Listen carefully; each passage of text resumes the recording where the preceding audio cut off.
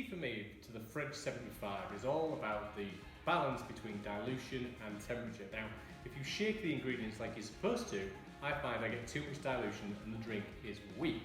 If, however, you use room temperature ingredients, then the drink's too warm and that won't do either.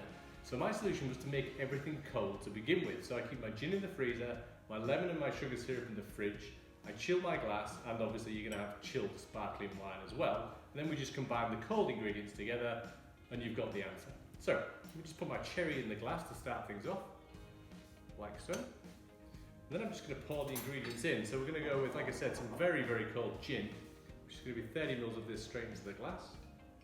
This is quite thick because, although it won't freeze because the alcohol percentage is too high in gin, it does go a little bit more thick when it's in the freezer. So there we go. I'm then going to add in 20 mils of fresh lemon juice from the fridge, like I said. So this is also cold. So it's helping maintain the temperature of the final drink.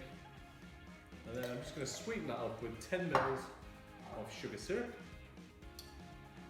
like so. There we go. And then I'm just going to pour in the sparkling wine. Make sure it's dry sparkling wine. You don't want sweet sparkling wine of any description, so if you're using Prosecco or Champagne or whatever it is, just make sure it's dry, otherwise the balance won't be right either.